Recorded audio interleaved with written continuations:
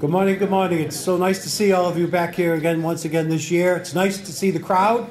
It's been a long time since we've had the pleasure and the enjoyment of having so many of us get together like this. So I'd like to welcome you all here. Good morning again. My name is John Smolinski. I'm the Executive Director of the Wakefield-Lynnfield Chamber of Commerce. And on behalf of my Board of Directors and the Board of Directors of Stoneham and North Reading and Reading, as well as the Executive Directors, Megan Day and Lisa Egan, who are out there, I'll introduce in a second. Thank you all very much for coming. We're very pleased to once again be able to bring to you this legislative panel that is going to talk to us this morning about a number of items that we think are of importance, with some questions that we have put forth from the chambers. There'll also be the opportunity for you to present questions from the floor. Unfortunately, we do not have a floating microphone, so there's two requirements. Those of you that wish to speak and ask a question, please speak up. The rest of you that do not have a question, please sit in your hands and remain silent so we can hear the question. I doubt we'll have any problem hearing from the individuals at this table up here. I think eloquence is one of the requirements for their job, so I don't think you'll have a problem listening to them. But on your behalf, if and when someone from the audience is speaking, if you can give them the benefit of your silence so their question can be heard and an actually honest answer be given from our legislators, that would be great, because everyone's here. Don't condition the answers. I'm sitting on my hands. You know, only Donald can pull that off with me. When Donald and I first were friends, we both had a full head of hair. And now today, collectively, we don't have one between us. But we've known each other for a long, long time. Actually, Donald was 3 inches taller when I met him as well. So it's something to do with the Asian culture, he keeps telling me. What I'd like to do is, honestly, for my chamber and the others as well, thank our sponsors. This has been a difficult time for chambers as businesses struggle. Obviously, businesses are what the nuts and bolts of the chamber, so it's very important for us to have sponsors. Ours are here and listed our corporate sponsors. I know Lisa and Megan have some as well, and if they mention them, they can acknowledge them also. But it's very important for all of you that are here to recognize we need your support. The chamber is made up of you. You are it when it comes to chambers. So it's important that we have your participation and your support and your feedback on meetings like this so we can continue to meet your needs. This annual event is one that is reoccurring and always is a good draw, but if there's other areas we can do to meet your needs, please let us know. So let me start by introducing our legislative table up here first. We had 3 state senators that were going to join us initially. We have Senator Jason Lewis to my left from the 5th Middlesex. Senator Crighton, I forgot that he was scheduled for surgery this past couple of days, so he's not able to be here, but sends his best wishes. And Senator Bruce Tarr from the 1st Essex and Middlesex is on his way en route. But knowing how traffic situation can be coming from, I believe, Gloucester, he's on his way to be here shortly, but we didn't want to not continue with our meeting. I'd also like to represent and welcome the Representative Minority Leader Brad Jones, right to my right. Also Representative, my younger brother, Donald Wong, 9th Essex.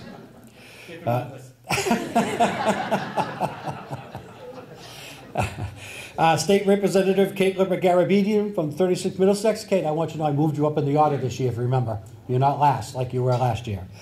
You were a newbie then, so I wanted to just break you in. But now Kate has done a great job for us.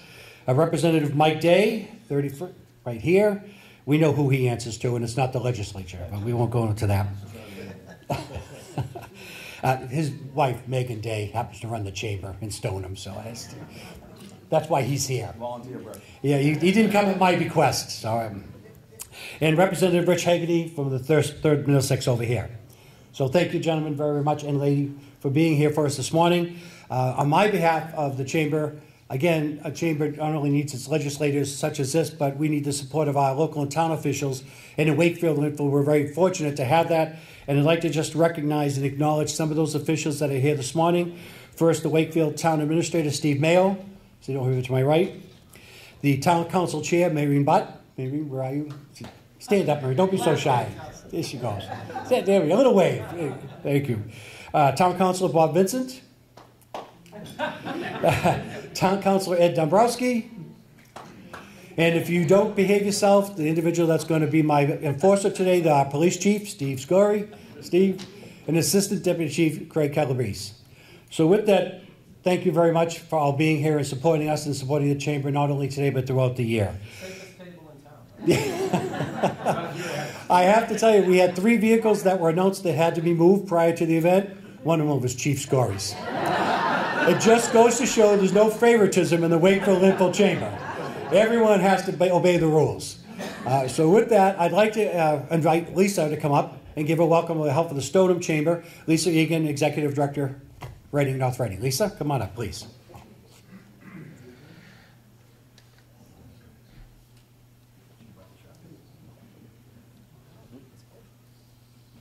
Good morning. Thank you all for being here.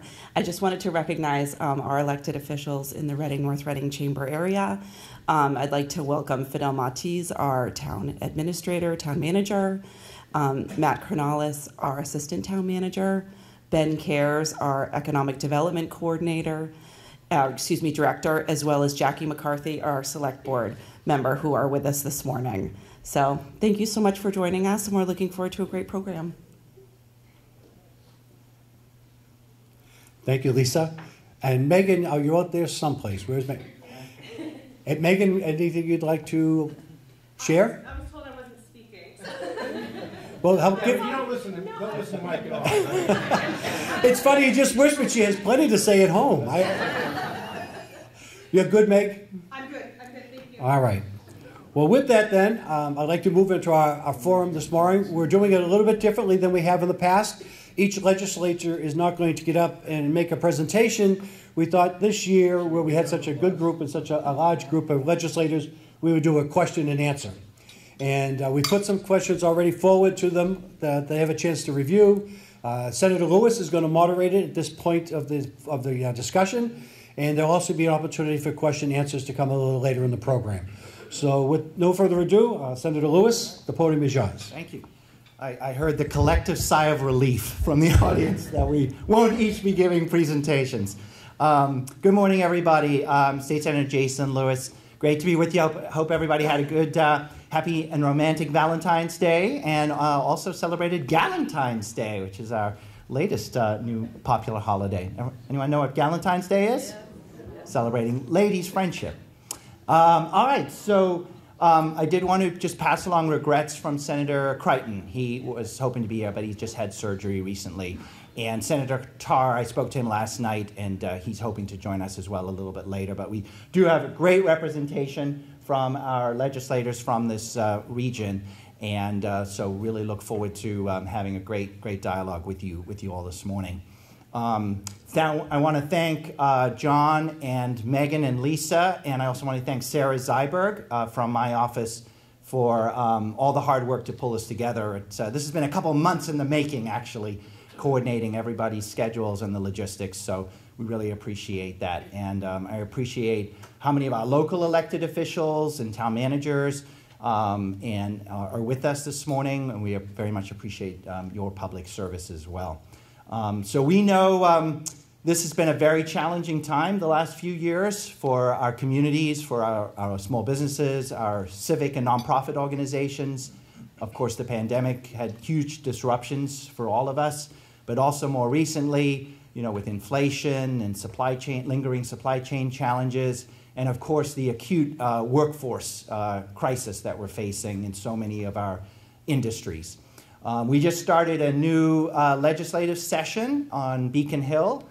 We were sworn in January. We also obviously just swore in a brand new governor, and she's been putting her team in place. Most of her team is in place at this point, her cabinet, but there's still a lot of additional work they need to do to fill out that team. And of course, we're eagerly awaiting her first budget, her first annual state budget, which she's going to file on March 1st. So let's get the discussion underway.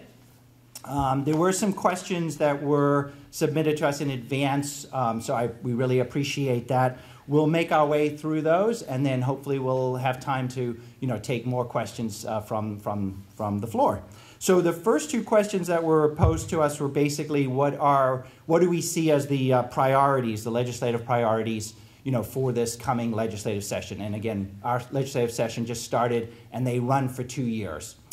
So I thought what we could maybe do is we could just sort of go down, and each one of the legislators can, share maybe one or two priorities that are either priorities for you personally or priorities that you are hopeful that the legislature and the governor will, will tackle this session.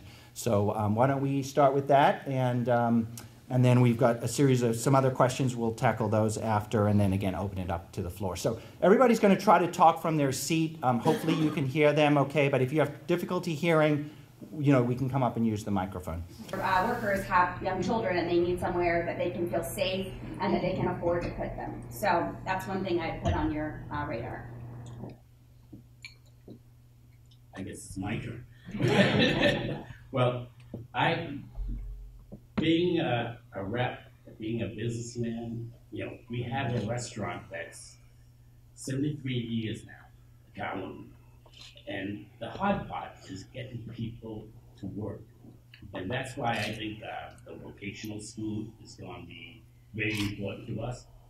And education, plus, of course, the YMCA and the Boys and Girls Club. Because our workers are looking for daycare. And to be working, they don't want half their pay to be in daycare.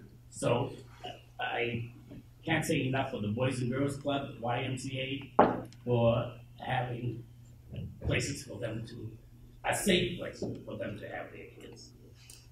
But also, I would like to say that this chamber is great, that it is bringing businesses together. And that's one thing we need, is a very strong chamber. And I'm happy to say that myself and Representative Brad Jones have brought $60,000 to this chamber. So hopefully that can help build the economy and the businesses, because especially after COVID, it's been very tough. To kind of echo what Donald and what Kate said, I think one of the things Kate touched on early childhood education, and that's something that was discussed in the Senate. The Senate passed some legislation, the House passed some legislation. It didn't, and I think it kind of set the table. So I think that'll be one of the issues on the forefront of this legislative session. One of the other issues that I'd like to see kind of carried over from the last session is that both the House and Senate had passed some targeted tax relief, and hopefully we can follow through and make some of those permanent changes. The one that comes to mind the most that people, I just had office hours last Friday, and one of the first people through was talking about estate tax reform. And the number of people that contacted me trying to decide whether they even want to stay in the state or whether they should get out because of the tax consequences, and realize they're sort of in running in Oregon and trying to say, we're not necessarily going to be the best state, but that we can make some real significant progress on that by maybe raising a threshold and eliminating a cliff. And I hope that's one of the things that we can get done to finish on this year. I think the governor indicated it when she was running, has reiterated again in her remarks when she was sworn in. I would say, the question was raised originally yesterday was Dem versus Republican. And I think the thing I would say is I think a lot of the issues that we work on aren't Dem versus Republican. Sometimes they may be rural versus urban. But I think what you see all of us work together. Mike and I joke around a lot, and that's because the reality at the end of the day, what binds us together is a lot greater than what divides us, and we need to remember that when we go into the public space. We can Republican versus Democrat may be much more of a Washington thing. Here it's about trying to obtain measurable results from people we represent and wanting to have people have a positive interaction with their state government. And yeah, there's a time for the partisan differences. They should be what follow, though. They shouldn't be what lead us. So hopefully we can reach a common ground on some of the tax stuff. Thanks, Leader Jones. I'd echo Brad's words. We've got a great thing going in Massachusetts in the legislature. It is, we have policy disagreements, but we don't have personal disagreements with each other. I respect Leader Jones' opinions greatly. They form a lot of what we end up doing in the legislature. So you think of the political realm right now, and I'd argue that you put Massachusetts to the side because we've really got a healthy democracy going in here right now. You saw that with the transition from the Baker to Healy administration, with a lot of folks staying on in the Healy administration. So it's not seamless, obviously, but I think we've got a great move coming forward here in the legislature. On our end, I would echo again Leader Jones's words. I think the estate tax is one of the easier pieces, I would say, that we're going to get done on tax relief. I'd expect that sooner than later, hopefully, anyway. The other piece that I think we too often leave out is what we've done in recovery. We've put a lot of money on the streets from ARPA. The federal government gave us block grants. We've sent it to the towns and the cities. And we've also sent it directly to our districts through earmarks and other programs that we stood up. One of the pieces I think we're going to devote a lot of attention to going forward is arts and culture. That too often sagged to the side, and we've got priorities. We had to make sure people had shelter. We had to make sure people had resources to be able to live. And now that we're moving forward, I think our arts and culture space needs to be buffered up as well, moving forward on that end. The other piece that I'll just say that I expect we'll have a lot of attention on this year is firearms. We saw last night, Michigan State, a tragedy, another mass murder up there. A couple days ago, we saw a tragedy up in Andover with a murder-suicide in the family, firearm-related. We've had too many of these. We just heard a report last night of a woman who's gone through a second mass murder now, mass shooting at Michigan State. So the legislature is committed to doing a deep dive on our firearm regulations, what's working, what's not. Thankfully, in Massachusetts, given our responsible gun owners and our system of licensing, we have the lowest gun-related deaths in the continental United States. Hawaii's got a better rate, but that's because, frankly, they can control their borders, right? They're an island. It's tougher for illegal firearms to make that move into Hawaii. So we're going to take a deep dive in the legislature on what in our licensing scheme is working, what isn't working, and where we can improve. Good morning, everyone. As you've heard, child care is definitely going to be a dominant issue this session. It is really about our competitiveness. So beyond child care, what else makes us more competitive to encourage companies to come here? I think housing is a giant part of that, right? The cost of housing. The last time we were together, we had Secretary Keneally, I think, here just before COVID, talking about it at that point. And I tell you, the legislature continues to have conversations about making sure that our state takes steps to figure out a way to make us more affordable for families. And we want people to come here, we want people to live here a long time, we want them to raise their kids, we want them to retire here. How do we do that? Well, child care is a big part of it, making sure housing is affordable is a big part of it, making sure our transit system is working properly. And that just doesn't mean Boston, that means commuter rail coming from Reading or Wakefield or elsewhere, or our subway system coming from Oak Grove or whatnot. All those connection points allow workers to be able to get to where they want to be. And our transit system will help solve our housing challenge, in my opinion, because of the fact that we're able to get folks from where they live to these major metropolitan areas. So those elements are going to be big parts of, I think, the next legislative session. And again, as a former local official, I served 9 years on city council in Woburn. I can tell you that continuing to push for additional Chapter 70 dollars.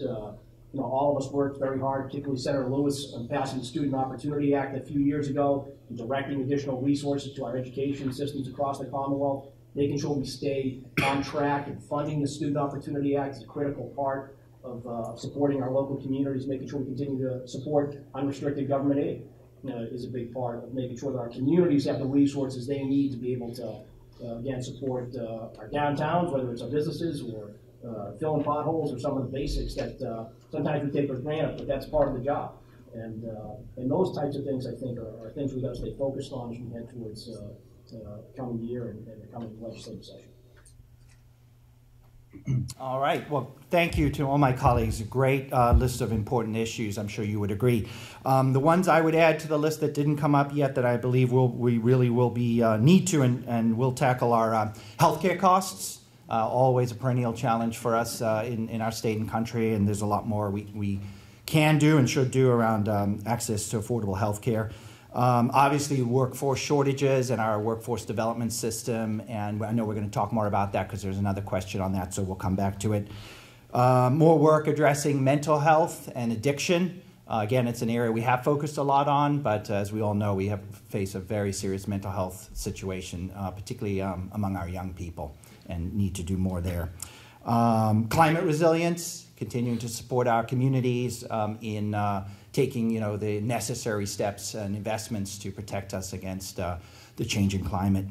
Higher education, particularly, especially public higher education, long neglected, I think is finally going to have its day. And I think you're going to see us putting a lot more investment and support into our public colleges and universities and helping our students to access those, which is, again, an important part of our future workforce needs. And then lastly, always important to mention local projects. You know, obviously this discussion today is mostly about sort of legislative priorities, but for every single one of us, we spend a lot of our time focused on local issues and local projects. You know, whether that's local transit improvements, whether obviously that's around building new schools, and parks and playgrounds and our downtowns and all of the local issues that many of us work on together will continue to be a top priority for us. All right, so the next question is, and I'll just read the questions. After 8 years with a Republican governor, how will things change working with a Democratic governor? Do the priorities of the legislative branch coincide or conflict with the new governor? So for this question and the ones that follow, I'll just sort of open it up. Anyone who wants to take it, and you know, maybe we want to get through them all, so maybe we'll just sort of have, you know, a couple people respond to each one. Let's just share your thoughts. All right, anyone want to take that first? Well, I guess I'll jump in. Jump in, Brad. I think the jury's out. You know, one of the challenging things with Beacon Hill is sort of this perception of power. And if you think there's a finite amount of power, there's always an argument about who has it. And if you have it, then I don't, and I want it. So I think the jury's out. I think there's still kind of a feeling out process about, and the legislature's not completely finished organizing yet, so committee assignments will be out, so that'll determine pieces of legislation. I think, as Mike said, Governor Healy held over a number of people from the Baker administration. I think that helped with the continuity of kind of government and service, if you will. I think that, you know, having met with the governor and a lieutenant governor, former Mayor Driscoll of Salem, I think they have a really good partnership going. I think Mayor Driscoll, you know, being from the North Shore, I think that's great for us.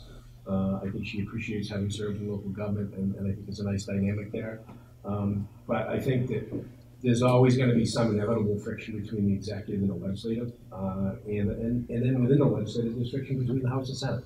And sometimes it gets challenging. I think sometimes I feel like we're in junior high, and then sometimes hopefully we'll get out of junior high and graduate to college, if you will, and sit down and get the people's work done.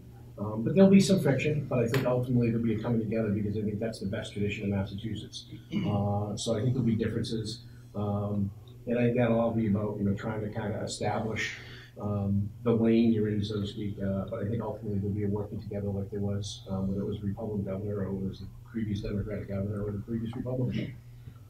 So I think ultimately there'll be a coming together, but I think initially it's kind of getting up and running and kind of everybody kind of seeing, kind of sensing how things are going to work and establishing sort of where you stand in that, if you lack of a better term, the power structure, if you will.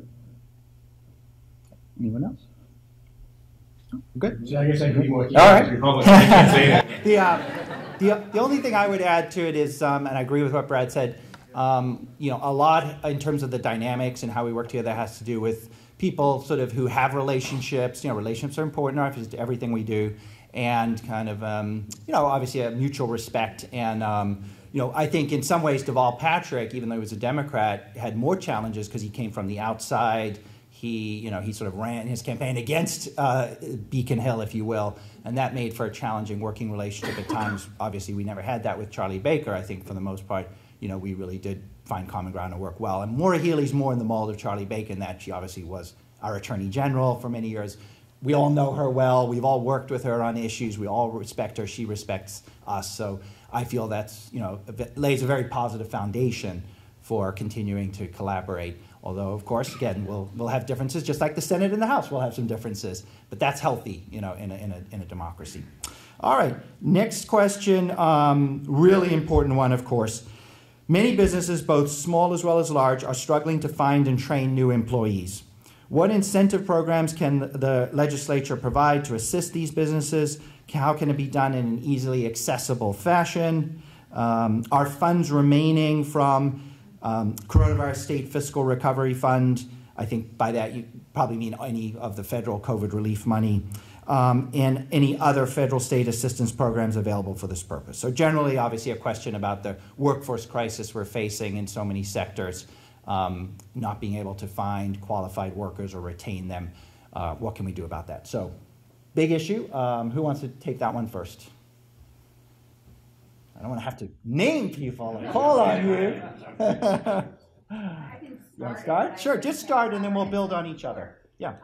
So thank you for the question, and I think you heard a lot of the answer in some of our opening remarks about things that we're focusing on, because the workforce crunch really is about affordability and availability of people. And so things like childcare or housing or strong public transit to allow people to more easily navigate their way to a job that they find appealing are going to be critical. And so we're aware of that. I mean, you know, any big crisis like this, there's no panacea, there's no one solution to it. There's also the question sort of short term and then longer term. So right now we're in a significant crisis. So certainly as the state looks at our fiscal year 24 budget or the use of our remaining ARPA funds, we could consider things like some of those small business grants that we put out during the last couple of years to really help businesses stay open and to support workforce. And then there's also the longer game, which is honestly going to be more important because it's more sustainable. So that is things like investing in our vocational technical education schools, considering more programs that are in high school to allow students to get on-the-ground experience. So sort of like our Innovation Pathways programs that the Baker administration stood up, or early college programs. And so there's a lot of legislation filed in this space as well to enhance opportunities for students when they come out of high school to already be somewhat credentialed or have a footpath into, you know, a career of their choosing. So I think it's both some short-term considerations and then frankly longer term as well. I jump in, excuse me, and echo what Kate said. The legislature's really got two kind of prisms that we look through. One is the budget, the annual budget, where we put our values in money, right? Our Massachusetts values are kind of spelled out in where we spend the state resources. That's the short-term investment that has greater potential going forward. But the legislature really focuses on a longer-term programs, right? So Kate had referenced a few of them. Brad had talked about the estate tax. That's a longer-term piece that we're looking at to make sure that we don't continue to lose brain power and workforce in Massachusetts. One of the bigger pieces on a longer term that's a very acutely felt right now is the housing crisis. We don't have enough housing. We're losing. Massachusetts used to have kids come in, go to school, and stay here. Now we're having them come in and leave because they can't afford it. Excuse me, they can't afford to work here. So that's a huge problem that the legislature and the governor, I think, is committed to tackling, is our housing crisis. Getting more housing built, particularly around our mass transit hubs, moving forward. So I think that's one of the pieces. Again, you won't see it immediately in getting people back into the workforce necessarily, but you will see that over time improve our standard of living here in Massachusetts. One other thing I would just mention, the unemployment rates, unemployment insurance rates. I know that that's top of mind for a lot of folks. Legislature was able to direct a lot of resources to try to help control those rates over the course of the last couple of years. We saw substantial expenditures, obviously, on unemployment insurance during COVID. We had a lot of folks unemployed in the state. And again, we took a variety of steps in order to control those rates. That's another competitiveness issue for a lot of businesses when they're deciding where to set up shop and where to hire people. So we're going to continue, I think, to keep an eye on that. We've already taken several steps, as I mentioned, to try to keep that under control. But we don't want to go back to 30 or 40 years ago when we were, some of the highest unemployment insurance rates in the country. We want to make sure that we're competitive and that businesses are able to pay those bills so that if, God forbid, it's needed, that we've got that safety net in place. I would just echo certainly the affordability challenges, and I think Governor Healy's done a very good job throughout her campaign, and I believe she'll stay true to that in terms of really being laser-like focused on how to make Massachusetts more affordable for young people, to stay here. Those are, graduating college and then to, continue to raise a family here. So again, that's all the issues we've been talking about. It's housing costs, it's healthcare costs, it's early education, childcare costs, it's higher education costs. So that's a key piece of that because that will enable people to graduate from our wonderful colleges and universities or high schools and stay in Massachusetts. It also encourage people to come here from other states and other countries. I'm also hopeful immigration is going to pick up again, and because that's been key to Massachusetts' growth in the past is immigration as well from other countries. So and then the other piece of it, so that's sort of the pool of people. The other challenge, of course, is making sure they're skilled and qualified, for the jobs that are open. And of course, we pride ourselves on having a very innovative economy and in many ways a high-tech economy. So there is a lot of thought that has been going into what do we need to do to change our high schools to help prepare young people for the range of careers, putting more focus on career pathways, on technical education, on early college programs, and a variety of things of that nature. And then the other piece of this I think that we really need to tackle is the state's workforce development system, Mass Hire. Many of you are familiar with that. It's a system that's still very fragmented. We have a wide range of workforce development programs that are funded by the legislature.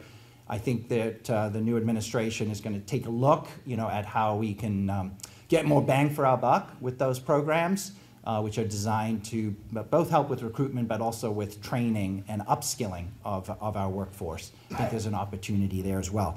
What I would say to close out this conversation, it's such a critical one, I know, for all our organizations. Let's continue this dialogue. You all are on the ground. You are the experts more than we are. So share with us, start that today, but follow up with us in terms of what you're seeing for your organization, in your sector, your industry, ideas that you have for us that you'd like to see the governor and the legislature try to be helpful.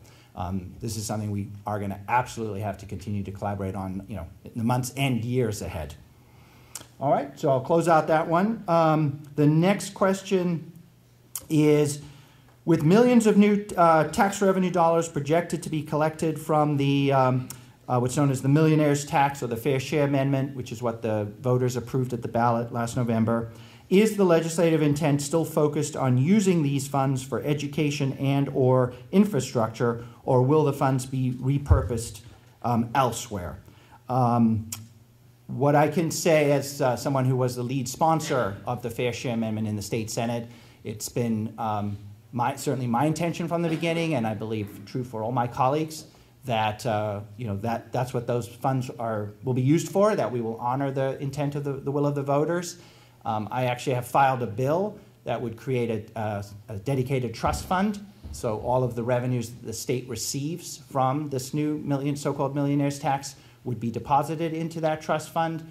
There would be quarterly reporting so that the public would know what's going in, and then the legislature will appropriate those monies through the budget process for the purposes of education, which would include K through 12, as well as public higher education, and for infrastructure, I imagine including some of the funds we need at the MBTA. So I'm very confident that's what will happen. We're going to be taking that on for the first time in the state budget process, which again gets underway March 1st when Governor Healy files her first budget. Anybody want to add anything on that one? I would just add that, so you already have a bipartisan agreement because I filed a bill to create a trust fund. Great minds think alike, Brad. There you go, even though we were on opposite sides of the question. But it is $1 million question. The one thing I would add to that is something I'd like to see is that the money that we currently spend on education and transportation, because money's fungible, the money we currently spend there is kind of slid off to the side, and that the new money is then spent on education and transportation to say, oh, we fulfilled the promise to the voters. Well, the voters, I think, was the idea that would be additional money on top of what we already spent, and I think that's important to really kind of do belts and suspenders on that. The other debate, though, that I think will be a healthy one is, what defines public education, public higher education? Is it buildings? Is it salaries? Is it retirement costs? Or is it simply more teachers? Is it what are all the different things? Is it school transportation? Is it regional school transportation? All of those dollars that make up what we spend on education, public higher education, how do those comport with the intent? And then obviously watching to see if the dollars come in or does the tax ultimately have some impact on people choosing to relocate out of state and take dollars with them, and what are the other impacts that may or may not have. So I think there's a lot to go on with that question that is still in its infancy, if you will. Excellent. All right. Next question is, as businesses, particularly small businesses, which are the bread and butter of most of our chambers, continue to struggle after COVID, the state just completed a series of minimum wage increases, reaching a level of $15 an hour minimum wage, which was as of January 1st of this year. Yet there are already calls for another series of increases. What is your position on this issue? I imagine we may have some different positions on this issue, which is perfectly fine. I'll start the conversation since I just filed a bill on this issue, actually. So I do think we should be starting the conversation around our minimum wage. We last increased it in 2018, which was part of a bipartisan agreement between the legislature and the governor and lots of stakeholder groups. And that put us on a path from $10 to $15 over that, was it a 4 or 5 year period? Part of that agreement was also to phase out time and a half, which we used to have on Sundays and holidays. That has been phased out. And also, the part of that agreement was to have a permanent sales tax holiday in the summer. So there was a lot of pieces. That agreement also included paid family and medical leave, which has been implemented in Massachusetts. So we finally got there. The 15, what you could buy with $15 an hour back in 2018 when that was passed, in other words, the purchasing power of that $15 an hour would be equivalent today to almost $18 an hour, largely because of the rate of inflation that we've seen the last few years, and it's obviously eaten away at that. The MIT living wage calculator estimates that to have a living wage for a single person in the greater Boston area is around $22 an hour minimum. So we're still, quite some ways. That said, obviously, as we've discussed, a lot of our organizations, both for-profit and nonprofit, are still struggling with their recovery and facing a lot of challenges. So I do think this has to be something we talk about and are very thoughtful about in terms of what we might do over what time period and what we would, what we would increase that to. But that's a conversation that I think is probably just getting started. So I don't see any imminent action, in the legislature on that, but just a conversation. So anyone want to add anything else on that? Donald? I'd like to, because I guess we went up to $15, and now we're thinking about going to $20. With COVID and everything else hurting the small businesses, I think this is going to hurt them even more to afford to pay for $20. And I think what we should be looking at is what we can do for the communities. Because at $20 an hour, a person that hires people for $20 an hour, the product that they sell is going to have to go up. So this is going to hurt the cost of living across the board. So I think that if we could stay at 15 and look at how we can fix the cost of living in the neighborhood, helping people, would be much wiser. I would add in, I think there's a lot of questions to it. One is hopefully if it's something that's going to continue to be a discussion, that we have a discussion about whether there's a kind of a teen training wage or a subbing wage, because I think one of the issues is that people, okay, I'm not going to hire you. You go into restaurants now, you see you do your own ordering on a tablet, which before was a person who had a job. And you have to look at some industries to say, oh, well, if it's going to go up from 15 to 20, it's $5 an hour, but then, okay, how many employees does that affect? And if let's say you're a grocery store, well, that doesn't mean, oh, I'll sell one more gallon of milk. Well, no, so you got to work off what your profit margin is to say, okay, how many gallons of milk do I actually have to sell to come up with that $5? Because I have a cost. And what does that mean to the cost of groceries, as Donald said? What does it mean to a restaurateur? Because I think in the proposal there's an increase in the restaurant, the tip minimum wage. There's also a healthy debate about doing away with the tip minimum wage. And what does that mean for employees?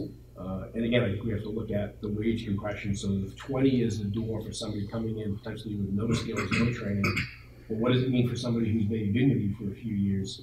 They're going to say, well, I can go get that anywhere, but I'm now the top person in the restaurant, or whatever it might be. What does it mean in terms of wage compression from that? So I think there's a lot of pieces out there. And the last time there was an increase, there was sort of a give and take. So I would say, what does that get balanced against? And I think that's an important part of the discussion. I'd say the minimum wage is government getting involved in the private sector and correcting perceived or real imbalances in the power structure of our capitalist system, right? It's the market dictating certain prices for labor, and government saying the management side of this is being unfair to the workers. Right or wrong, that's what the minimum wage does. And I think the business community itself is going to play a huge role in what we do here moving forward. Does the government continue to need to get involved and require a basement to be raised? I've got laborers calling me up, unions, saying, Mike, get me some kids. I can get them $35 an hour right now. I'll get them in apprenticeship programs. I'll get them trained up. They'll hit the street, coming at 18 years old, $35 an hour. Laborers is not an attractive industry for a lot of kids, right? You don't want to go out and break your back. But that number is significant. $35 an hour for an 18-year-old kid coming out the door. That market is being dictated because of the loss of our workforce. And so I think this is something that we've got to figure out moving forward. How involved does government need to be, and how recalcitrant are some industries going to be in trying to increase their profit margin at the expense of workers? It's a debate that's going to go on. I think it's one that we need the business voice in. It's essential to have that. So I'd encourage you all to make sure your voices are heard, particularly through the chambers. Good. All right. Great. Well, thank you. As you can see, this is as it should be, a very important and healthy debate. I would also, mention there are multiple ways to tackle the same challenge, which is again what we're talking about here is trying to sort of lift up, our lowest paid households. Another strategy is the earned income tax credit. We have a federal one and we have one at the state level. Part of the tax package we passed last summer that hopefully we will revisit also includes an increase to the state's earned income tax credit, which is again a very successful anti-poverty program. So there are different ways to tackle this as well. I'd also mention, just put on our radar, something we are thinking more about, and we may see a very contentious ballot question on this one next year, is what's happening in the gig economy. Obviously people think about rideshare drivers, but as we know, the gig economy continues to expand. More and more organizations are turning to the gig economy and turning jobs that once were employees into independent contractors. And there's two sides to that in terms of some costs and benefits. So again, that presents another significant set of issues and challenges when it comes to our workforce and what the role of the right or wrong role of the government is in those situations. All right, the last question you submitted in advance, and then hopefully we do have some time to take some more, is with many cities and towns struggling with the cost of building new schools, and the current state reimbursement schedule formula so out of date, will the formula be reviewed and updated to meet current realistic building costs, and could funding come from the new millionaire's tax? So thank you for that question as well. This is being felt very acutely in our communities because, of course, Wakefield's building a new high school, Stoneham is building a new high school, Reading is embarking on a new elementary school, and of course we have the new Northeast regional vocational school that is also about to be built. So we've got a lot of school projects and construction underway, and facing very significant headwinds because costs have gone up so much for construction in general and school building projects in particular. Just to clarify one thing or correct one thing in the question, the formula that the State School Building Authority, the MSBA, bases reimbursement decisions on in terms of how much they reimburse for any given project is in statute, and that is actually not necessarily the problem, although I do think there's some updates we should make to that. The real problem is that the MSBA has been keeping what they consider reimbursable costs artificially low, essentially below what the market rate is of construction. And so that is what is leading to a lower reimbursement rate from the state than would otherwise be the case. Many of us have been advocating on this issue with the MSBA for quite some time. That did lead to some improvement at their board meeting in December when they did modestly raise that rate. And we're continuing to push the MSBA to do more for our local communities. This is a big challenge in some other places as well. And we are also discussing ways to provide additional funding for school building construction. And one potential source of that could be the millionaire's tax, as the person who submitted this question pointed out, because that would be an allowable use for those funds. So that is a conversation we have started as well. So anyone want to add anything else on this topic?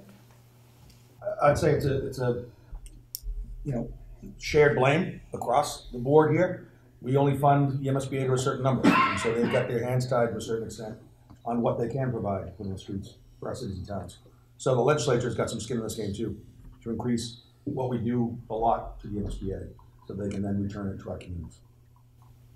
Yeah, I would just add one other thing, just for context. I opened a new elementary school in Woburn about 6 years ago, and about $35 million. And I think Winchester's right now, you guys are designing the project right now, and it's approaching $95 million. So that's what we're talking about here. I mean, there's massive increases in cost. And communities are going to make different decisions about building schools if we don't make different decisions about how we fund the MSBA and direct additional resources that way. So for us, it's critically important, I think, to head in that direction, to provide the additional resources communities need to continue to push forward with updating their aging facilities. Just the only thing I'm adding is that we should remember that the MSBA used to be entirely differently funded up until the early about 2003, 4, when we changed its funding source to try to go from a do project, get on the list, and hope to get reimbursement sometimes 5, 10, 15 years after your project was done, to now hopefully sort of a front-loaded system. So the MSBA, as it currently stands up, is dramatically different than 25 years ago, and I would say dramatically better. I think there's a valid point to say, okay, what are the allowable costs, and should the MSBA look at what those are in light of kind of the real world and the actual things going on. As well as should the legislature look at increasing the dedicated revenue stream, either on an ongoing basis or with some one-time supplements. But what's going on there is also the same thing that's happening. Lynnfield's looking at building a new library, and there's a library wait list and how far we get through that list. And those costs are, you wait, the cost goes up, and you're kind of constantly chasing your tail. It's true if you're building any other kind of municipal building, whether it's a police station, a fire station, a town hall, a senior center, DPW facility. And there's a variety of pieces of legislation that create funds to help support all of those. But that's all challenging because the reality is at some point there's a finite amount of funds.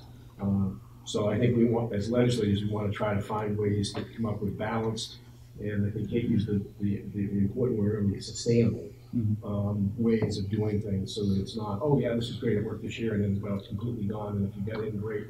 But balanced, fair, sustainable ways to try to address as many of these needs as possible. And we've got a lot of federal funding,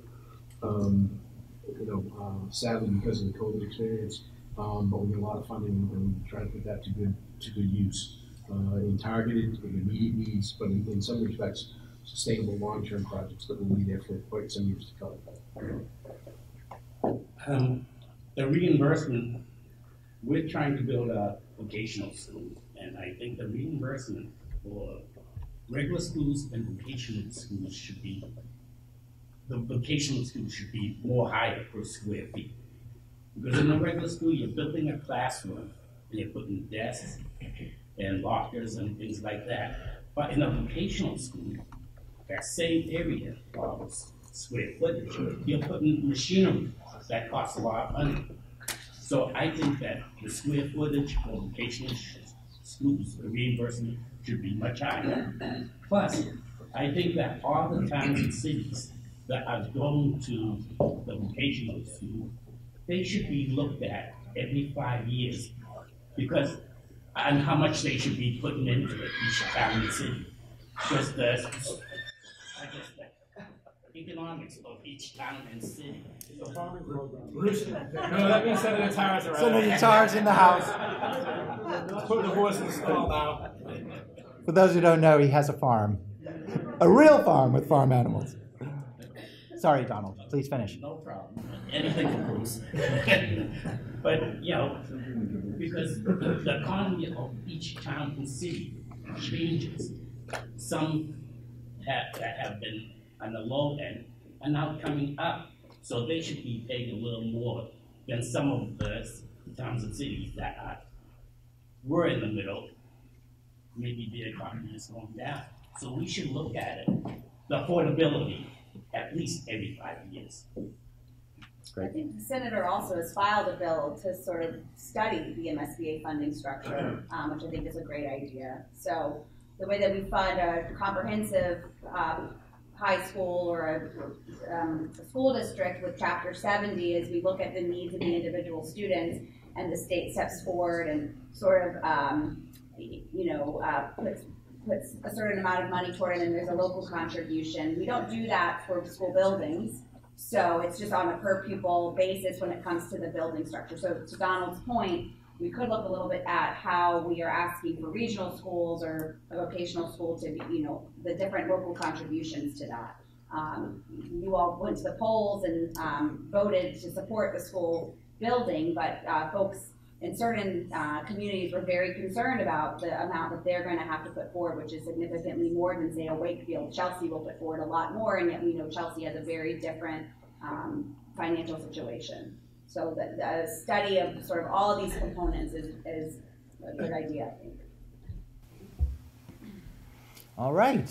Well, those are great questions, so thank you. I do want to welcome Senator Bruce Tarr, who's joined us. Senator Tarr is the Senate Minority Leader, and we're really grateful that he was able to join us this morning. Thank you, Senator Tarr.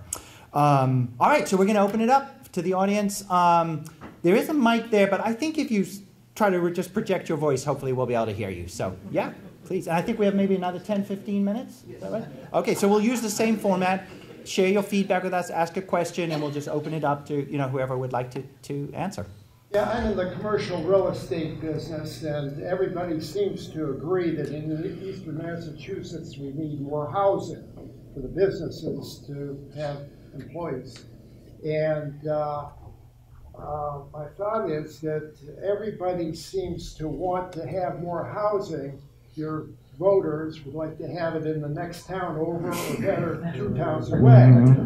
And maybe there's other ways of doing it, but I don't know them. But state mandated relaxation of zoning and environmental rules would get it done quickly, and increasing the density of housing, maybe on your street, and relaxing 40B qualifications rather than 10% or whatever it is now could increase it in many towns as well. I'm wondering what each of you have the thought of doing. You mentioned it, but how might it get done anyway? And we've been talking about it for years. I'd say the NIMBY problem is immense, right? They're not in my backyard. We passed a MBTA community housing choice, right? Mandating that the zoning changes happen in these communities that are close to the mass transit options. There's a town in South Shore that wanted to shut their commuter rail station to avoid that. And that doesn't tell you everything, right? They don't want to expand their housing stock, and they're willing to shutter a commuter rail station to avoid having to do that. So it's a huge problem. We've struggled for years, as you referenced, with the carrot and stick approach, right? 40B is the stick. We've got 40R, which is a carrot, trying to encourage more housing and different types of housing in your downtowns. It's a problem, and it's one that's not got an easy solution. If it does, if it did, would be done now. We just passed that housing choice piece. That's a start. We're open to suggestions. We're open to legislation on what we're going to end up doing here. But I think it's going to have to be that carrot and stick approach, and too often the stick's going to have to come into play because you've got communities that are saying, great, want housing over there, particularly the more affluent communities. And it's often the businessmen who need the employees that live in the upscale towns. Well, we lived in Lynnfield for 25 years, so I know. But I would also say one of the challenges, depending on the community you live in, where, let's say in the North Shore, if you're in the Ipswich River watershed, you have this heavily stressed watershed and the challenges that it presents in terms of water. So you have one state agency saying, come in and build housing, and as efficient as we are, we've yet to find a way to build housing that doesn't require any water at all. And those are challenges we have to kind of reconcile. The MWRA is actually looking to try to provide water. Senator Tarr has been, this is right in your wheelhouse, Bruce, been working on this whole issue of water and MWRA and access and being able, but there are a lot of competing issues out there that there's no one right answer that fits every single situation, and we need to kind of be mindful of that. A complementary but insufficient consideration as well would be just around elder housing. As the population grows and people may want to reduce their footprint but can't afford something smaller, we could also be looking locally and at the state level about ways to incentivize ADUs or other sort of innovative housing models. There's in elder affairs, we've been looking at the idea of small nursing homes, which are really more residential sort of facility that approximates a home, but there's privacy within it, and so you're not having a huge institutional feeling, building. So I think in addition to, what are we looking for our workforce, but there's also consideration of what kind of housing do we provide people who are retiring, and that may open up some of the housing that currently exists for folks who are of a younger age bracket. Go ahead, Senator. So first I want to compliment you on how quickly your hand went up when Jason said that we were about to take questions. It was almost like watching a game show. And that shows how passionate you are about this issue. And you've certainly touched on one of the hot button issues for us that, as others have already said, we've been wrestling with this issue for a number of years. And it's not only an issue of supply, because that's certainly an issue, but the scarcity of supply, as you probably well know, drives up price, so that affordability effectively preempts a lot of people in the workforce from being able to afford a place to live in the community where they also want to work. And so as we get into this, I think a couple of the issues that have been raised are important. And all of it, in my opinion, boils down to land use regulation. Because if you can find a place to build housing, then generally speaking, someone out there is going to finance it, whether that be the private sector, the public sector, or a combination of those two things. So when you drill down into the zoning and the land use issue, you get into a couple of different things. One is aesthetics. We have in Massachusetts the notion of home rule. We have 351 cities and towns that are autonomous with regard to their land use regulation. And they are very reluctant, understandably so, to give up control of that land use regulation sphere. Once in a while, we wade into those waters. We did with Chapter 40B, we did with Chapter 40R, and Chapter 40S. But 40R and 40S are more of an incentive than a regulatory penalty, if you will. But it's interesting that the penalty under Chapter 40B is you lose the very autonomy that those 351 cities and towns prize. So we have to figure out a way to strike a balance here. And as I mentioned, aesthetics is one thing, and people definitely want to keep the character of their communities. That's why they live where they do, why they moved into the place where they moved in and probably paid a lot of money to do it. But capacity is another. And Brad makes reference to one of the most important issues that we face, and it's going to be growing in its intensity over the next several years, and that is the availability of water. We're also going to see an increased problem in the issue of wastewater, particularly because the EPA is about to announce a new requirement in drinking water with regard to so-called PFAS, the forever chemical that is in a lot of drinking water supplies, and it's going to impose a treatment requirement that frankly most people aren't even cognizant of how we're going to deal with. So when you look at capacity issues, that's where the state government and federal government can effectively, without getting into too much difficulty, can intervene and provide increased things like incentives for regionalized wastewater treatment, incentives for interconnections so that we can share water and that we can bring water in from additional sources. But until we get to those things, it is very difficult to say to a community that you must build housing that is unsustainable in that community. And one of the other issues that we hear a lot, particularly in eastern Massachusetts, is the issue of the carrying capacity of the transportation infrastructure locally. Our roads aren't big enough. Our rotaries can't handle the volume. We don't have adequate parking for whatever housing gets built. So we really need to continue to look at, and I think we have been looking at this, to look at ways that we can facilitate the increase in housing by creating more infrastructure and helping communities to create the infrastructure. I also think we could look at the issue of density a little bit differently than we have. So I filed legislation that would allow communities to give expedited permitting to projects that allow increased density. We already have tools like cluster zoning and other kinds of things which say, okay, you could be creative, you don't have to spread 200 units over 10 acres equally. You can cluster some of that and maintain the character. I think that's an underutilized tool, but that's the direction that we need to look at. But as Representative Day mentioned, one of the things we need to do is sort of de-escalate the nature of conflict around this. Anybody that's ever been in a community that's had a 40B application filed, what's the most immediate thing that happens? Red flags go up, everybody starts to hire lawyers, and we start to think about how we're not going to build housing. And we need to reverse that paradigm to think about how we are going to build housing. But right now, unfortunately, one of the only tools to be able to force it to happen is Chapter 40B.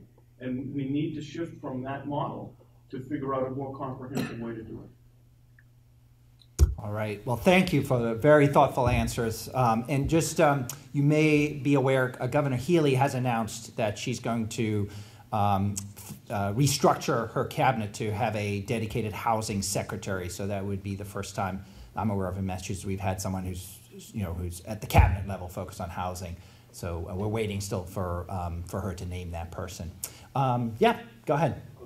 Just we don't have a lot of time, so let's try to do lightning rounds now, guys, with questions and answers. You brought up a couple times that wealth tax. Do you mind standing? Just want to make sure everybody can hear you. Thanks. You brought up a couple times the wealth tax that was recently passed, and an article this week talked about a big loophole that allows married couples to file separately and would basically do what you guys don't want done, which is to not pay that tax. So what are you doing to close that loophole?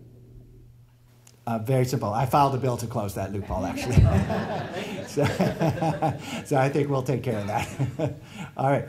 Steve. I know you guys are waiting for that. Yes. A couple of comments and a couple of questions. Number one, I love the SBA building and reimbursement. I would ask that there's a retroactivity to it, because I'm going to try to put that into our project funding agreement. Sure that Jack McCarthy back and forth on that. But that's very important to Wakefield, Stoneham, vocational school, and Reading if they haven't changed it. On the House 1 budget, we're all anxiously awaiting that, and my friend Fidel, you still here, Fidel? Here. Fidel and I are looking for 10% increase in but we'll settle for 8, all in, okay? So we got that. On the housing piece, I think what's missing in the new housing legislation is that communities like Wakefield, Reading, and Stoneham that have embraced this transit, Melrose transit orientation. We actually passed zoning in 2015, which required a special permit, so I get it, it wasn't a matter of right. But in that, we had an 18% inclusionary zoning portion of that. So we created housing in the transit area, plus affordable housing at 18%. And we've had 3 or 4 great projects. And Erin, are you still here? How many housing units did we produce in the last 5 years? Affordable around like 400, but 400. around 1,000. So I think we've done our job in Wakefield, and the skies are on like that. But I think that's something that needs to be talked about in 48 legislation. And the affordability component is a big issue because I don't think it works as it's coming out of the regs personally. And I also think that communities like Wakefield, Reading, Stoneham, Melrose should get some credit for what they've already done with that kind of carrot approach. I also take a look at that. 3 very quick questions. Remote meetings. We're coming up on the end of our ability to do remote meetings. We enjoy it. I tell you, I talked to Senator Lewis and Representative Lipper-Garabedian yesterday. I have committees that will never want to come back in person, and I have others that really want to come back in person. And for Wakefield, I have 3 members of 3 of my bosses here. We love the fact that all of our meetings are live streamed, or streamed, so people can see every meeting for good or bad. It's on our website. WCAT is great about posting it. So I know that's coming up at the end of March. I'd ask that you keep that on your radar because that's going to affect how we do our business and how we communicate with the public. Last thing, I have my friends from WCAT here today. Can you talk a little about the streaming bill? Because it's very important that our local cable companies do get adequately financed. And I have a two-pronged approach here. I don't want to use a tax levy for it. So I'm hoping to use another source. So if you could touch base on the streaming bill. We're going to take it out of your 8%, Steve. No, wait a minute. We haven't gotten that yet. So I told you I thought you represented us. There you go.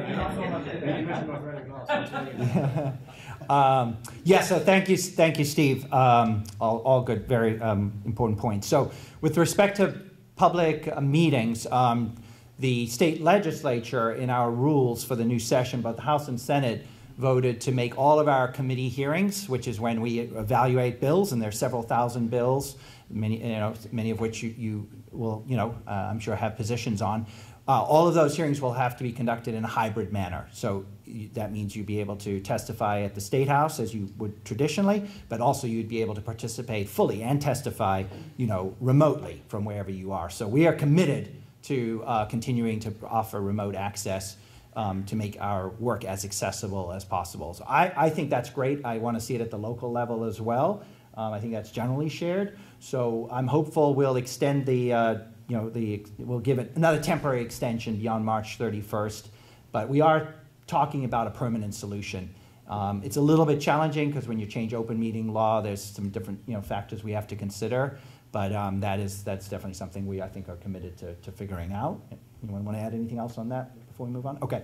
And then on the I would ask that we get that information. Like we have to post our meetings at least 24 hours ahead of time, so I don't want to scramble like we did last time. It's a good point. Unfortunately, we're just sort of organizing the legislature, so we need a vehicle to take action. I think hopefully the House will be bringing forward a supplemental budget soon, looking at my House colleagues, and that might be a vehicle, right, to do this. But I hear you. We hear you loud and clear. Just want to amplify, I'm glad Steve raised this. A lot of people aren't aware, our local cable access stations, community media, they do such a wonderful public service role in our communities, right? They help people, follow along with government and local activities, and they provide opportunities for our high school students and community members to be involved in the media, and particularly with the decline in other local media. Those folks are facing an existential threat because they're funded through cable fees. And everyone's cutting the cord on cable, right, and switching over to streaming. So that means that their revenue stream is rapidly declining. That's the issue that Steve's raising. And so there is a piece of legislation that Mass Access, which represents all of the local cable access, is advocating for. I'm actually the lead Senate sponsor on that bill. Representative Denise Garlick in the House. It is challenging because it proposes to assess a modest fee on streaming services. And of course, as you can imagine, the streaming services don't like that. So we're trying to still work our way through that, but we would prefer to not have to obviously shift that cost onto our cities and towns because we already have such tight budgets. So I agree we need to figure out a solution there. Anybody want to add anything on that topic? I would just say that community access television provides an invaluable resource. I mean, we're just talking about remote meetings. How are meetings generally televised so that the community can see them? It's through our community access stations, and they provide so many services. So I'm very open-minded about the idea. I think there will be some challenges as to how we assess that fee, and that's where the devil's going to be in the details. But I do think it's something we need to look at because the marketplace is shifting, and the alignment is not there between the cost of operating these services and the revenue stream right now. So I credit you, Senator, for taking the lead on that and putting the bill out there so that we have a vehicle to think about this. I think we have a way to go, but I think ultimately none of us want to see the operation of cable TV stations rely on a taxpayer dollar flowing through the cities and towns. Great. All right. Next question? Yeah, please. Several of the speakers have addressed the issue of education. In relationship to vocational schools, there's some proposals out there now to shift from a qualification application to a pure lottery system. How do you feel about that? Another hot button issue. What are the easy questions? Yeah, not in this audience. You did them before you arrived. So just so folks know what the question's about, for students who want to attend our regional vocational high schools, like Northeast in this area, but they're all over the state, when they're in middle school, 7th and 8th grade, they have to put in an application to the high school. And the schools typically use a series of criteria, like your grades, what your absenteeism rate is. They ask for recommendations. So there's concerns that as a result of that system, it's it's not equitable in terms of giving access to all students, and also increasingly that some of our regional vocational schools are essentially almost college prep schools in some parts of the state. Many of the students are not going into the trades as they would in the past. They're going on to matriculate to college. And there's some people who feel that's not the best use of those seats. So there's a lot of issues wrapped into this. But does anybody want to, I can certainly share more thoughts, but I want to make sure my colleagues have a chance to share thoughts as well. I think you addressed the competing different questions about it. And I think the reality of the experience probably from parts of the state is different. And trying to come up again with one size fits all is a challenge. I also just know that the Department of Elementary and Secondary Education has been looking at this critically for a good number of years. They've tried to really address what is demonstrably the fact that the students matriculating to the voc tech schools don't approximate sort of the overall student population of the sending communities necessarily. So we're seeing underrepresentation of certain minority groups, lower income, students with disabilities, and that is a concern, right? Because we know that these are programs that can really put people on a pathway to a solid career in fields that we desperately need workers. So I applaud the department for trying to focus on this and work with the schools to address this through sort of data reporting and reviewing application standards. But now the question is, has that been sufficient? And some people would argue no, and that's why you're seeing these proposals at the state level in legislation to reconsider. Another thought as well is just to make sure that to the degree that there's greater demand than seats, we're thinking about ways to expand seats with larger buildings or more programs so that more students can access these programs.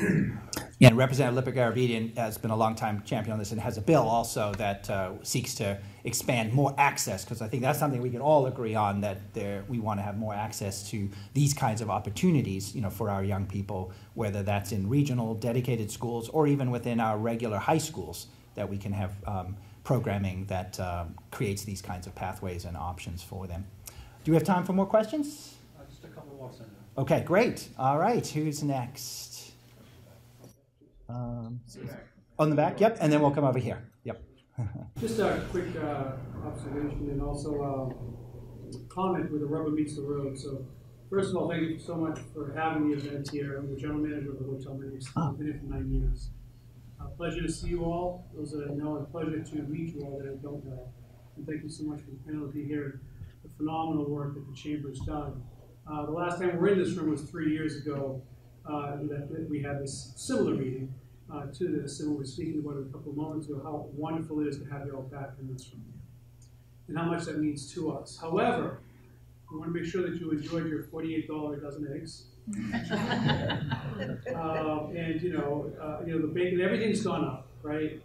And the service that you see out here, the staff, and so on and so forth. And that's kind of the reality of it. As I stand here, and we all leave today with a lot of great ideas and some Senate and representative collaboration. It sounds like, and so on and so forth. But really, tomorrow and today, how does that really affect us in the meantime? And what is available now as we go forward into what's going to be a really good year for a lot of businesses? We're trying to find that help. So we now have a show that goes to Wakefield Station to pick people up and to bring them back to the hotel. That's a cost, right? And they keep on increasing. So I guess my comment is that my question would be, do you see anything realistically on the short term for being able to bring more workers to not only Wakefield and Lynnfield, but other towns that really are fantastic, affluent, great schools, and want to keep it that way? But how do we get them over here? How do we get them to a place like this that pays about $240,000, now $320,000 in taxes and real estate? Well, thank you very much for hosting us this morning. Thank you for this wonderful breakfast. And again, it is so great to have such a, every seat full in the house. And thank you. I applaud the work, what you're doing to provide that shuttle service. And that a number of our employers, are stepping up to provide that kind of service to get workers to their jobs. Any thoughts that folks want to share? The last mile that you're talking about is essential, not only to the business community, but for our residents. Stoneham's got one bus line, right? It's in the middle of commuter rails, it's at the end of the MBTA. It's got one bus line that services practically. We've got to fix our transit system. We're working with the Chamber in Stoneham, with the towns of Winchester, Melrose, Stoneham as well, moving to unite that gap, that last mile gap. And that's going to take a public-private partnership coming through. State getting involved in helping stand up this type of shuttle that you're talking about. Sure. But also the towns, who it's going to benefit, and the businesses themselves. Absolutely. So just to add to that, it was, I'll never forget the day. It was January 22 last year, and we just coming out of the pandemic. We were closed, basically. We had to stay here for a little while. I was working the front desk. I have 22 hotels. I'm a regional manager. I've been able to grow within Wakefield and within my business as well. And I was working the front desk up there. And as we started to come back, we had probably about $1,000 a day in revenue, $1,500. And the tax bill came over at $320,000 that needs to be paid that day before we got our licenses. So the other part I would ask is there a tax break along the way as we're trying to get more people in and everything is raising up along the way to assist businesses that are paying so much more out of pocket? When that happened on that day, when I realized, and I did contact this man, he did do everything he could to help. It wasn't in his hands. But can you imagine that happening to a business? $320,000, January 1st, just coming out of the pandemic, trying to hire a workforce back in for what we think is going to be a busy year, and that has to be paid before we get all our licenses. So that's, again, where the rubber meets the road, I think, in a lot of businesses. And how do we bridge that gap of cities and towns along the way? I won't go into a New Hampshire piece, because we do have businesses in New Hampshire as well. I keep it here. I would just say that there is some flexibility there that hopefully we can look at and bring to some of the cities and towns here to really take a close look at that, because it is something that can affect us in a big way. If we could have paid over 12 months, it would have helped a lot. I'll just finish up there, Jason, if I could. Yeah. There's a balance, right? We have to figure out what that right balance is. There was a lot of money put on the street from the government. So I had a local business person say, how come I'm not getting a tax break? Well, you just got a $50,000 grant. Call it what you want. That's a tax break or it's an incentive. Sure. It's money that we're putting on the streets, trying to get it into the business community. So make sure when you're looking at that, you're looking at the whole picture there. It's a balance we're trying to figure out the right mix to. So appreciate your perspective here and you're sharing it with us. I would say there's a couple of different things. Number one, when we talk about flexibility in paying taxes, we as a legislature did provide some flexibility during the earlier stages of the pandemic with regard to payment of meals tax and alcoholic beverages tax and other kinds of things. But the difficulty is that those things still come due. And so they have to be paid at some point. But there are models where we've looked at some flexibility.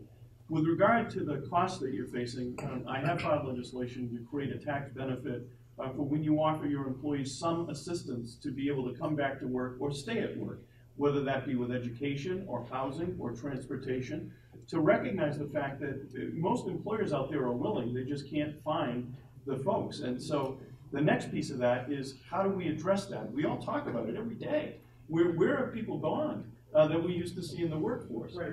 Part of that is demographic, right? So we had a lot of folks that were close to retirement age that have left the workforce because the pandemic has caused them to think about life a little bit differently, and they've left the workforce and they're not coming back. If you contrast that with what happened in 2008 with the recession, a lot of folks that were in that age cohort were out of work then, but they came back to the workforce because they still had years to go before they could retire. That's not the case now. So we have to try to work through the demographic issue, and it's not one that has a very rosy picture. One of the things that we were talking about earlier with schools is we're facing declining enrollments, in a lot of schools in our region, and in fact across suburbia in Massachusetts. So our numbers of folks that are prepared to enter the workforce are declining. That's a hard problem to solve. But what we can do is focus on another shift that's happening in our society, and that is a rethinking of college education and whether everyone needs it. And there's going to be a lot of folks in a particular cohort that say that, no, for me, it doesn't make sense. And in part, that is a very good trend, because one of the problems the trades are facing is the historic stigmatization of going to trade school as opposed to going to college. And we're working on that. There's a lot of interest in vocational education. But as we do that, one of the questions we need to ask is, what are the certification programs that are short of a college degree that we can help folks with, so that they can come to you and say, I can fill this role, whether it's in the technical systems that operate this hotel, or whether it's been safe food service that is critical to your mission. So finding those matches that we can make with folks that are out there that can now see a career path and a career ladder because they've got those kind of certifications is going to be important. It's absolutely real. I have my oldest I'm child. so sorry to do this, but we are at 10, so we're gonna have to stop, because I promised one more question. But let me say this: some of us may be able to stick around past 10. I will stick around for a while. So anybody, feel free to come up and continue the conversation with us. But I'm sorry, I'm gonna have to stop it there, because I do want to give the last question. You sure? I know what your topic is. I think it's a good topic for people. I think people should hear it. So. I'll do it. You know, I love what you all were saying earlier when you made your intro remarks in terms of, workforce crisis and childcare. And, I see that in the business world. I'm a small business owner also. But there's another community out there that's being largely ignored in this, and that's the special needs community. I know a lot of parents where the day rehabilitation programs, where they send their adult children that have special needs, they can't take them now because they don't have enough staff. We are actually in the Mecca. We have Communitas here in Wakefield. They direct all the money. They're an amazing resource, and I think they're running at about 40 to 50% right now in giving these services. So what happens? These are parents that are now staying at home and taking care of their kids. Mm-hmm. And the ARC has a couple pieces of legislation that they'd like to talk about, and it ties into very much so what you were all saying. But there is one piece that doesn't cost you a dime that you can rally around. It's an act relative to family members serving as caregivers. It's a very important act. So, an example for everyone to understand, I have a daughter with special needs. For me to get AFC money to take care of my daughter, I have to give up my guardianship. I can no longer be my peer parent. And this occurs in the senior community as well as my 26-year-old daughter. So these are people that are coming out of the workforce, not being paid, and we can't even find PCAs because they're not paid enough to come in and help so we can go to work.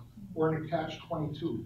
I'd like to make you all aware of this. It's out there with the ARC. It's one of the major legislative pushes, and I'd love to hear any comments on it. Thank you for raising that up. It very much aligns with the concerns about early child care workforce. It's similar to home health care workforce. Any of these, jobs that are so tremendously important to our families, and they are not compensated to the value that they provide. So certainly that's fine. I was really pleased in our first ARCA bill that the legislature embraced an initiative that I led on to expand eligibility for students with special needs who had hit the age 22 during the pandemic and hadn't gotten all of the transition services to which they were entitled. And so we expanded eligibility. We appropriated $10 million. DESI's been working with a lot of the adult day programs and so forth to try to roll out more programming, but the staffing is a huge challenge there. So we hear you. I would just say quickly, I'm glad to hear you bring this up. I've been filing this legislation or some version of it for the past several years as budget amendments and as standalone legislation. I've offered another version of it in this legislative session. And I would just say that the lack of that eligibility is wrong for a number of reasons that we won't have time to get into. Jason will give you the hook. But I do think this is something we need to be persistent about. It's an area we need to address. Jeff, you could take it to the bank. Bipartisan support right here. All right, thank you for raising that. I think we're going to have to wrap up, so I do want to really thank all my colleagues, Representative Lipper-Garabedian, thank you, Representative Wong, Representative Jones, Representative Day, Haggerty, and Senator Tarr. And thank you again to the three chambers and the chamber's executive directors for pulling us all together. Again, we really want this conversation to continue. So every one of us has office hours in the community. We all make ourselves available.